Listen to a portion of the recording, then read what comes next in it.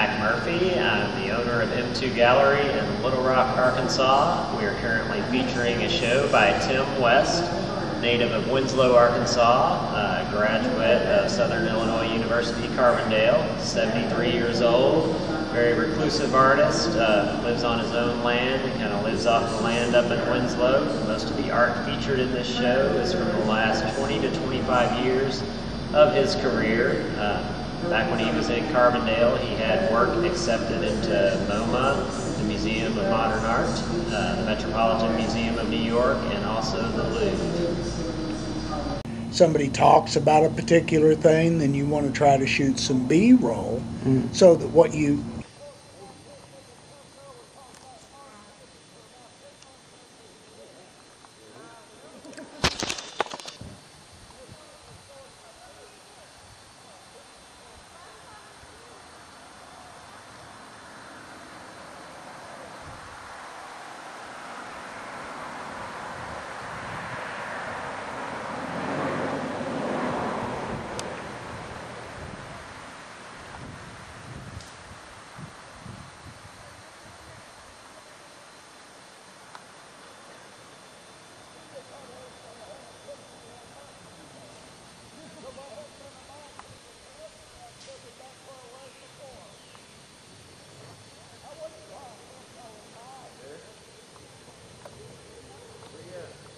Sometimes wonder why anybody makes art.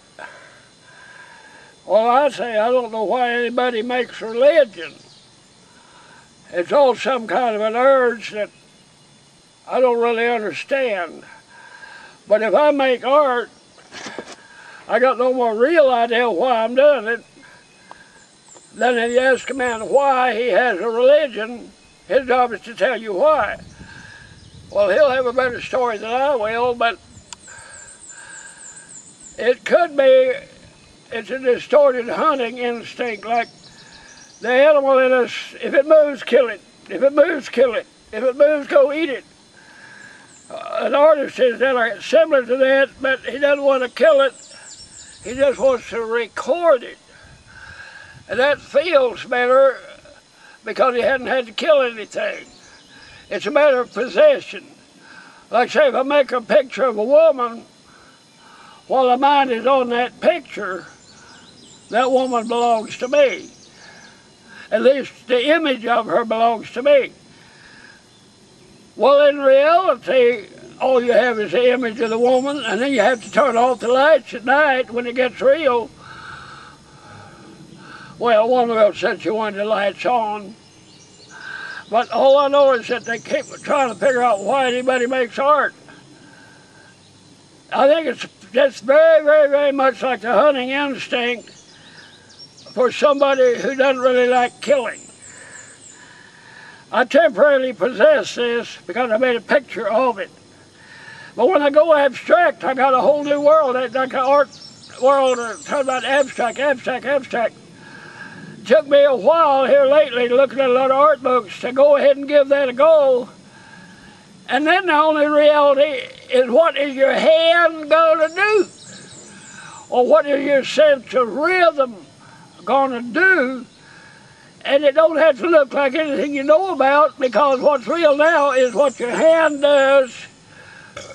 Like say if I work with small line and shut my eyes for a minute, my mind will make complicated pictures with small lines.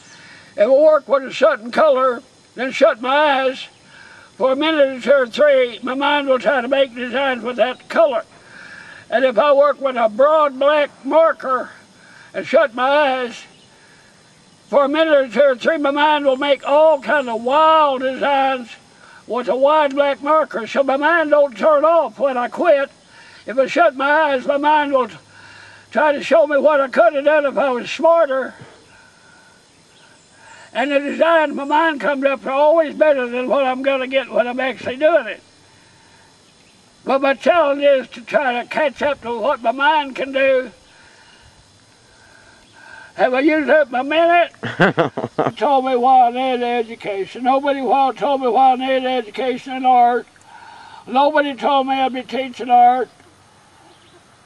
I went in the Army and got discharged in about 5 months. It paid my way to college. Didn't have to pay tuition. I got an honorable discharge only because I had volunteered to go to art school. I knew I was an artist, but I never for once believed I knew how to make a living, and I didn't plan on ever figuring out how to make a living. And my mind wasn't on how to make a living. It just wasn't on that. So if I really respected the girl, I felt I should leave the girl alone because I couldn't offer her a future because of who I was. Anyway, after I had graduated, I had a lot of time to kill, no job, and my mother was sick about half the time, and it was depressing, and I just got out on the streets at night, and I became affiliated with outlaw bikers, and we broke a certain number of laws. But Don Ragsdale and Carl Kirk was the best friends I've ever had. They knew I wasn't really bad. They just knew that the environment was killing me. And they got me a job as sign painter at the prison just to get me out of town. But I didn't take them up on it. I stayed there 6 more years and broke the law 6 more years. But I loved them because I knew that they wanted to help me.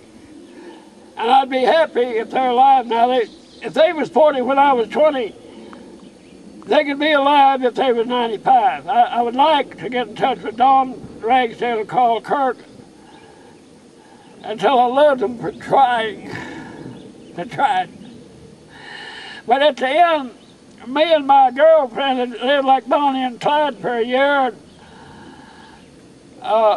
Richard Richmond was the prosecutor. He said, "Your mother's a PhD. We give you a break because you're a professor's son. We give you another break.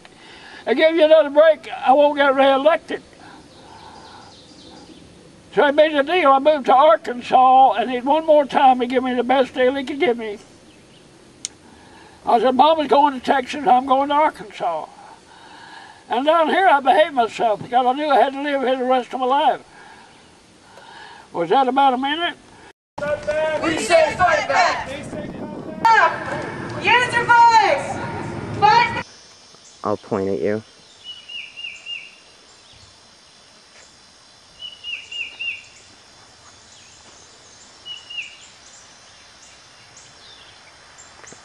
Okay. Hi, my name is Dinah Michelle, and I met Tim about 5 years ago when I was driving around looking for things to photograph. I take pictures of abandoned houses. And I found this bicycle fence. It was a fence made out of bicycle parts, and I stopped and I looked around, I saw a mailbox, so I left him a note and told him that I was interested in photographing his bicycle fence. And he wrote me a letter and told me to come out and honk 3 times when he'd come out of the woods. And he did, and I photographed him that first day. I spent several hours out here and got most of my portraits of him from that first day. And then after we've been working together for a couple of years, I just come out here and take pictures of him and his property. I started to notice all of the artwork that he had. And the more we walked through the property, the more we would find, and it just kind of came to me that we would have an art show together. So this is June 2011, and this is our 3rd art show together. And we're making a documentary called Westland about Tim and his artwork. And you can view the project on Kickstarter.com. If you search Tim West, you'll see a clip from the video, and we're trying to raise money to finish the film. And if you pledge, you get different rewards like copies of the video, all the way up to original artwork by Tim and listing in the credits and all of that stuff. So we're actually wrapping up shooting at the end of this month. This is one of our last big shoots, actually. And then we'll be in post-production for about 3 to 5 months. So hopefully this time next year we'll have our film out there in the film festival circuit.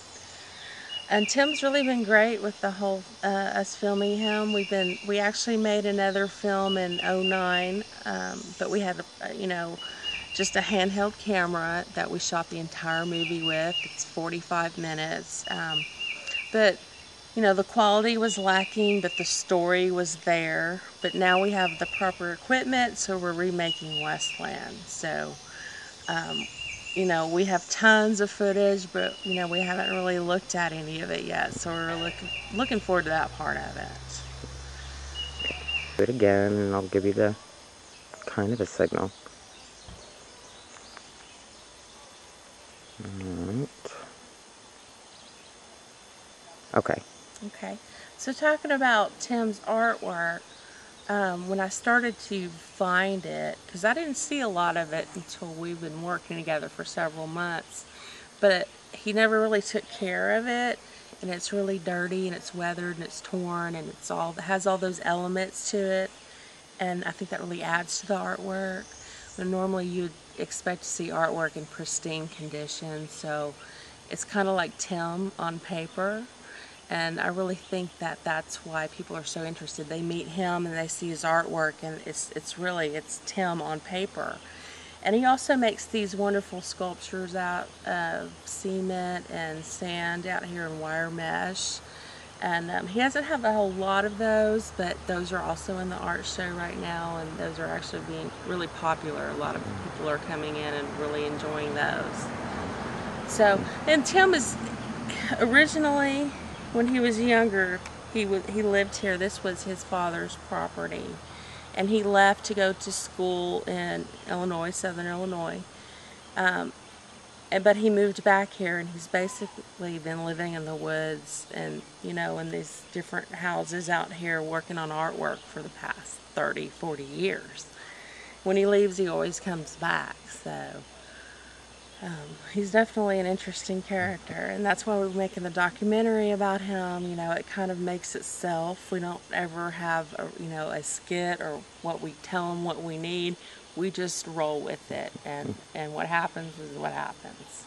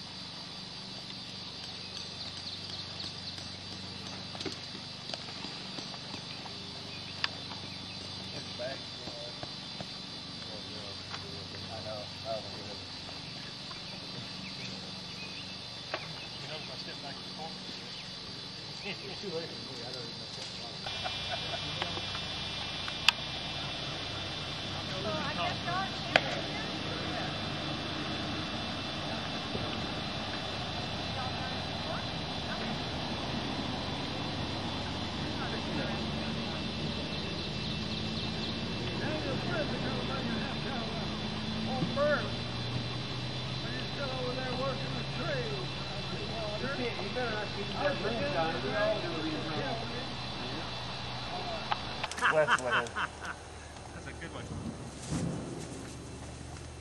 Rain. Let it rain. Come on.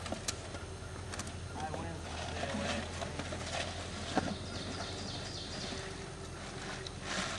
See your little desk in there, Tim? But if you can't make them on and come in and jig, you should go around telling people you can. And I've never told anybody I can. Hey, MoMA, Museum of Modern Art, is sending me 2 photographs of the pieces that you have at MoMA. See, They have to pull them. about 8 years later, I sold him one for $100. The Right. first was just a donation. Right. And what ended up being, I was in the state hospital drying out, and my mother wrote this little biography.